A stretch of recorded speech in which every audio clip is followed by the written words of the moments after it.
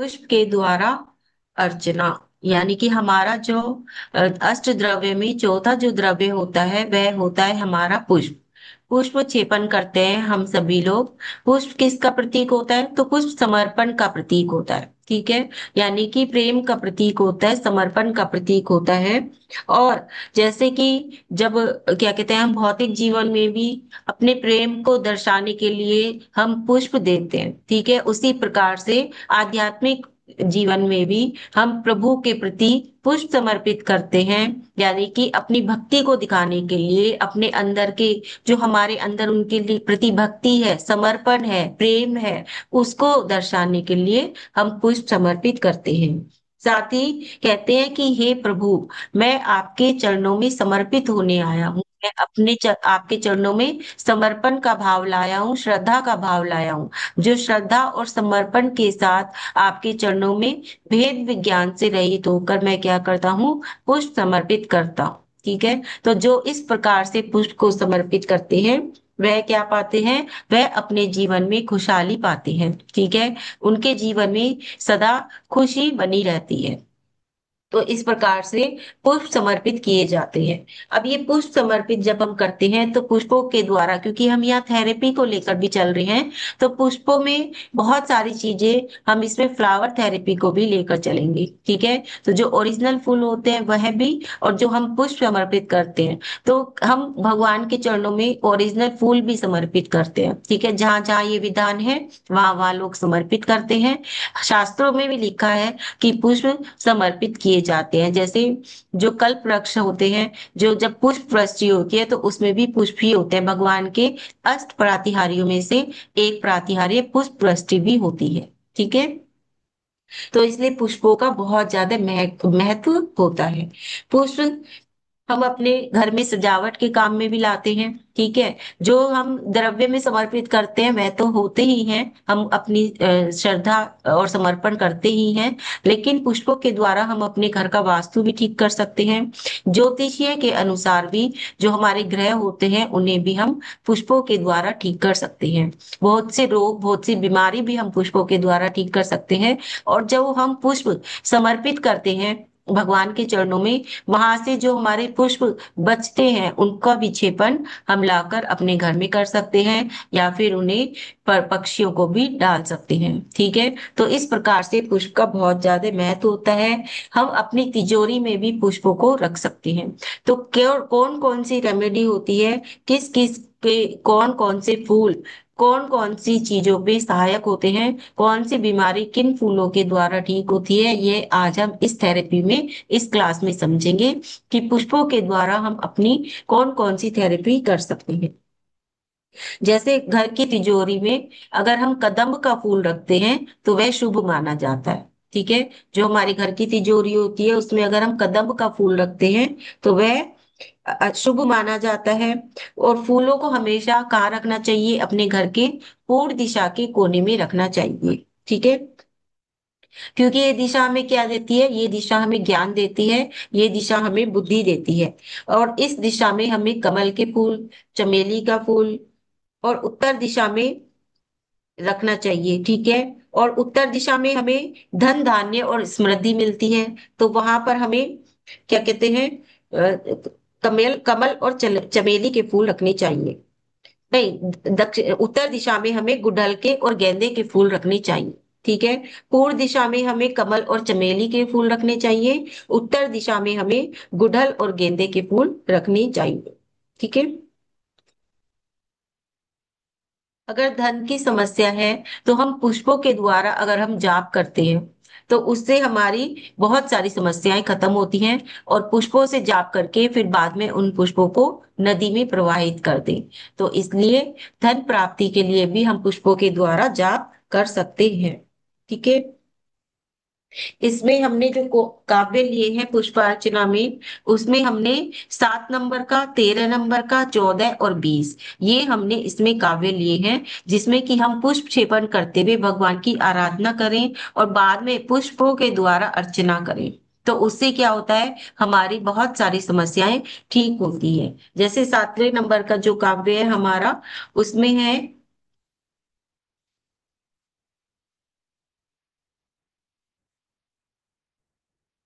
उसमें हमारी समस्या है कि कोई किडनैप हो गया हो, या फिर विदेश में जाकर बस गया हो, या इच्छित व्यक्ति हमसे दूर हो गया हो, तो उसमें हम पुष्प के द्वारा क्या करेंगे, रिद्धि मंत्र और काव्य की जाप करते हुए पुष्पों के द्वारा हम इसमें अर्चना करेंगे। तो इस प्रकार से हमारा 13 और 14 नंबर का काव्य भी है, जो कि हम जिसमें हमने पुष्पों को लिया है। ठीक है। अब 13 नंबर के काव्य में जो हमारी समस्या होती है कि पानी का खारापन हो, या रिश्ते में कड़वाहट हो, या क्रोध कषाय की अधिक हो, तब भी हम पुष्पों को लगाएंगे और घर में गुलाब के फूल के पौधे लगाएंगे। ठीक है। क्रोध बैर हो, शत्रुता हो, घर ऑफिस में प्रतिस्पर्धा हो, तो तब भी हम इन पुष्पों का ही प्रयोग करेंगे। तो इस प्रकार से पुष्पों का प्रयोग हमारे काव्यों के अनुसार हो गया। अब इसमें बहुत सारी चीजें ऐसी आती हैं, पुष्पों के द्वारा रेमेडी हम कौन कौन सी कर सकते हैं। तो सबसे पहले आती है आर्थिक स्थिति। अगर घर में आर्थिक स्थिति खराब है, तो उसके लिए 3 अपराजिता के फूल लेंगे, जो जामुनी रंग के आते हैं, अपराजिता के फूल। ठीक है। 3 अपराजिता के फूल लेंगे और शनिवार वाले दिन उनको जल में प्रवाहित कर देंगे, तो उससे हमारी आर्थिक स्थिति ठीक होगी। ठीक है। 3 अपराजिता के फूल शनिवार वाले दिन जल में प्रवाहित कर देंगे, तो उससे हमारी आर्थिक स्थिति ठीक होगी। धन प्राप्ति के लिए अगर हम धन प्राप्त करना चाहते हैं, तो अपराजिता के फूल से जाप करके, किनकी, काव्यों की। ठीक है, अपने काव्य की और रिद्धि और मंत्र की जाप करनी है। तो जो भी धन प्राप्ति के लिए कल्याण मंदिर स्तोत्र में काव्य है, उस काव्य की और रिद्धि मंत्र की जाप करके अपराजिता के फूल से, तब हम क्या करेंगे, उन फूलों को तिजोरी में रख लेंगे। ये हमें शुक्रवार या गुरुवार के दिन करना है।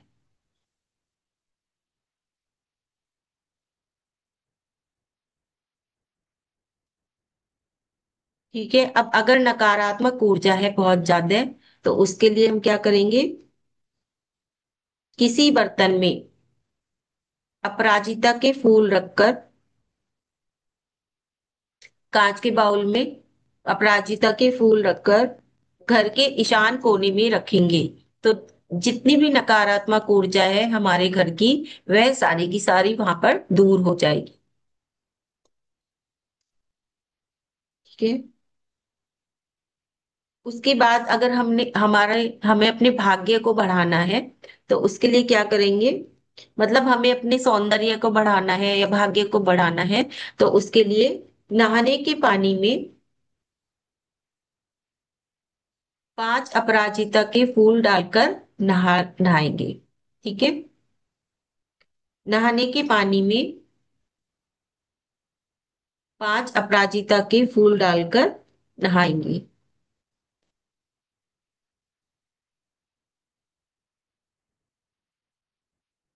उसके बाद अगर हमें मनचाही नौकरी प्राप्त करनी है, ठीक है, अगर हम मनचाही नौकरी प्राप्त करना चाहते हैं, तो 5 अपराजिता के फूल लेंगे, 5 फिटकरी लेंगे,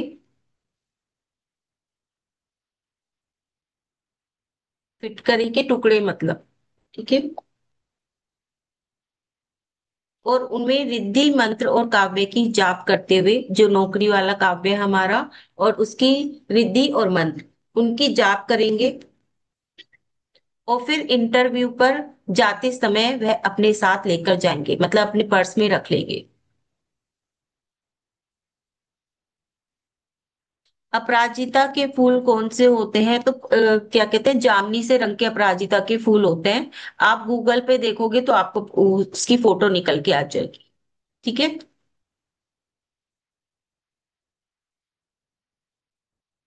तो ये होगा मनचाही नौकरी प्राप्त करने के लिए, कि आप 5 अपराजिता के फूल लेंगे और 5 फिटकरी के टुकड़े लेंगे, और काव्य रिद्धि और मंत्र की जाप करके, और उसके बाद वह फूल अपने साथ इंटरव्यू पर लेकर चले जाएंगे। ठीक है, अपने पर्स में रखकर।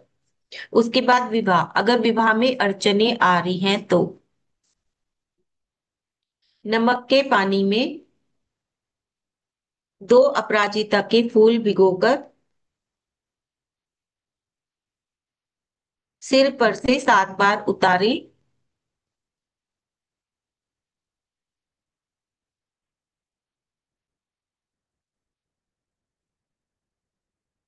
और फिर चलते पानी में प्रवाहित कर दे।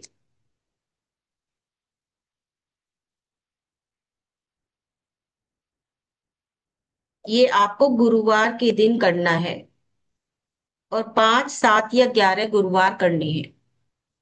ठीक है, 5, 7 या 11 गुरुवार आपको ये करने हैं।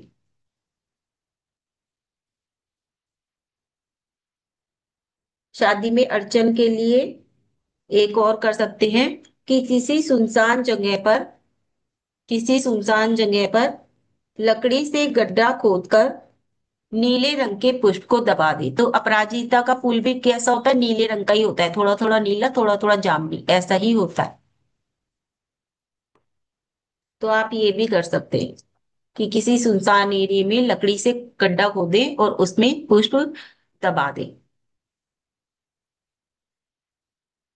घर में बरकत के लिए, अगर घर में बरकत नहीं होती है तो घर में बरकत के लिए मंगलवार के दिन लाल चंदन, लाल गुलाब और रोली एक लाल कपड़े में बांध कर रखें। रिद्धि मंत्र और काव्य से उर्जान्वित करके उसे तिजोरी में रख ले, या फिर घर में जहां पर कैश रखा रहता है वहां पर रख ले।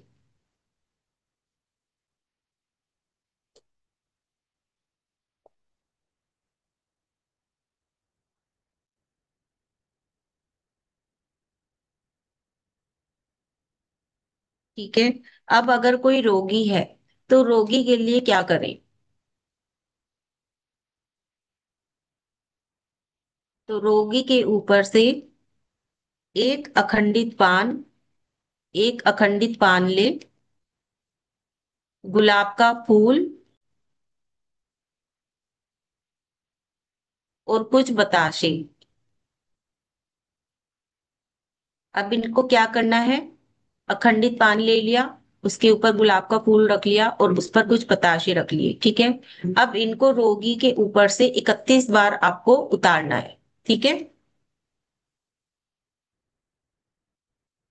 नमोकार मंत्र का जाप करते हुए भी आप कर सकते हैं, या फिर कल्याण मंदिर स्तोत्र का काव्य पढ़ते हुए भी आप ये कर सकते हैं। ठीक है। 31 बार उतार कर रोगी के ऊपर से फिर ये किसी चौराहे पर रख दे।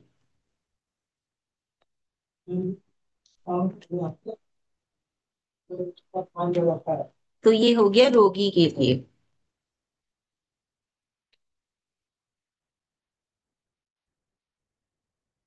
उसके बाद आता है बाधाएं आने पर। यदि आपके काम नहीं बन रहे हैं, बहुत सारी बाधाएं अगर आपके उसमें कार्य में आ रही हैं, तो क्या करें?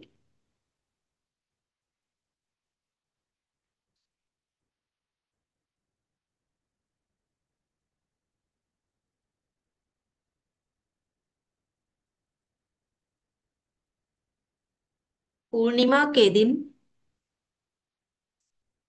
3 गुलाब, 3 बेला या चमेली के फूल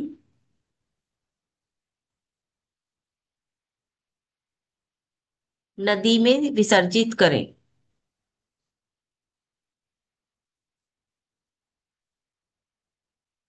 ठीक है? ये आपको 5 पूर्णिमा तक करना है।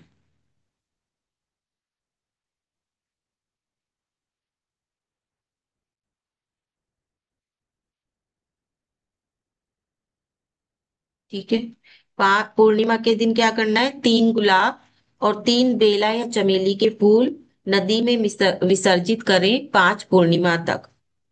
कोई भी बाधा आने पर, ये ऐसे जैसे कि आपका कोई काम अटक गया है, कोई भी विघ्न आ गया है बीच में किसी भी काम में, या फिर अंतराय कर्म आ गया है, क्योंकि जब भी कोई विघ्न आता है तो वह क्या होता है? हमारा अंतराय कर्म का उदय आ जाता है। ठीक है। अंतराय कर्म 5 प्रकार का है, सभी दान का, लाभ का, भोग का, उपभोग का, इस तरह से 5 प्रकार का है। अगर हमारे किसी भी चीज में बाधाएं आ रही हैं, विघ्न आ रहे हैं, कोई कार्य हमारा पूरा नहीं हो रहा, तो तब हम ये रेमेडी कर सकते हैं। ठीक है।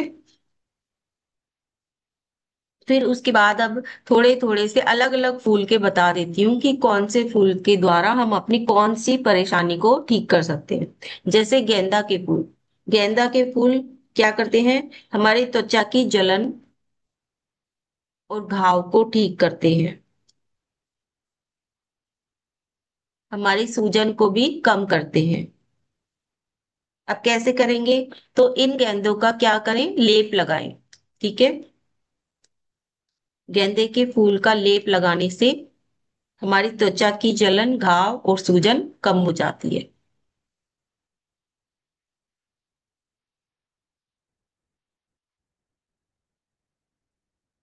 और इनका काढ़ा पीने से हमारा पाचन तंत्र ठीक होता है।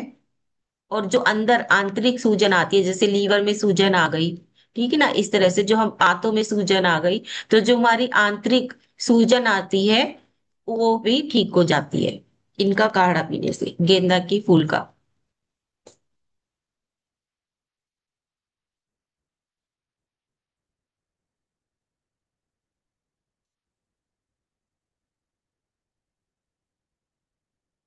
उसके बाद आता है हमारा गुड़हल का फूल।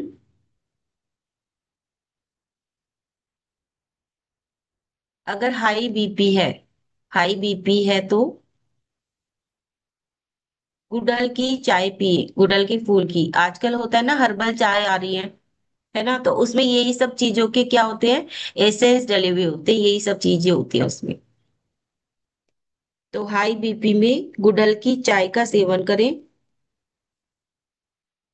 ये आपके बाल के झड़ने की समस्या को भी दूर करेगा। साथ ही जो रूसी होती है वह समस्या भी दूर होगी। बालों की रूसी भी दूर करेगा और बालों के झड़ने की समस्या को भी दूर करेंगे। इसके लिए क्या करना है? तो इसको पीसकर बालों में लगाना है। इसका रस भी लगा सकते हैं, गुड़हल के फूल का रस भी लगा सकते हैं, और इसको पीस कर भी लगा सकते हैं। ठीक है। बालों की जड़ों में लगा लें थोड़ा थोड़ा सा, ताकि वहां पर, और लगा के उसको थोड़ी देर के लिए छोड़ दें। फिर उसके बाद उसमें पानी निकाल लें बालों में।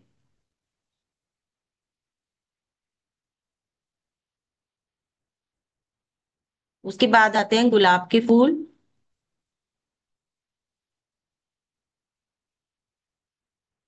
गुलाब के फूल की चाय पीने से कब्ज में आराम मिलता है। अगर कब्ज हो रहा है तो गुलाब के फूल की चाय पीने से कब्ज में आराम मिलता है। त्वचा संबंधी समस्याएं हमारी दूर होती हैं। जैसे अगर आंख में जलन हो रही है, तब भी क्या कहते हैं कि गुलाब जल डाल लो। कहते हैं ना, गुलाब जल डाल लो। या फिर त्वचा पे खारिश हो रही है, कुछ भी हो रही है, तो क्या कहते हैं कि पानी के, नहाने के पानी में गुलाब जल डाल के उससे नहा लो। है ना। तो ये सारी चीजें, तो ये क्या करती है, हमें ठंडक देती है। तो अगर हमारे अंदर ज्यादा गर्मी हो रही है, या फिर हमारी त्वचा में गर्मी के कारण क्या फुंसी वगैरह निकल रही है, कुछ भी निकल रहा है, तो उसमें भी त्वचा की समस्या को दूर करने में भी गुलाब लाभकारी होता है।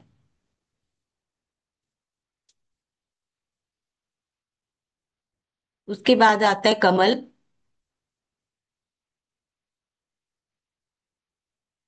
कमल के फूल भी त्वचा के रोग को ठीक करते हैं, फोड़े, फुंसी आदि को ठीक करते हैं,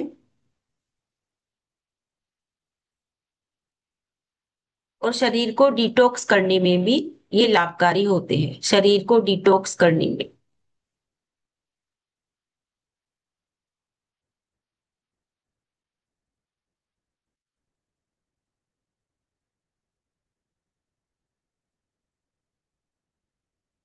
उसके बाद आता है चंपा। चंपा के फूल,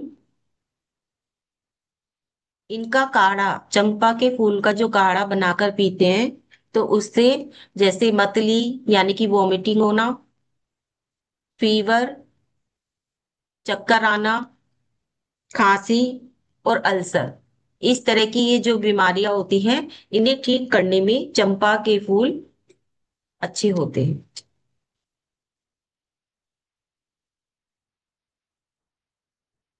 ठीक है। तो इस प्रकार से ये थे कि कुछ फूलों के द्वारा उपचार। अब ये आप नेचुरल रूप से भी फूलों के द्वारा उपचार कर सकते हो, और नहीं तो फूलों के द्वारा तीन तरह से हम फूलों का प्रयोग कर सकते हैं।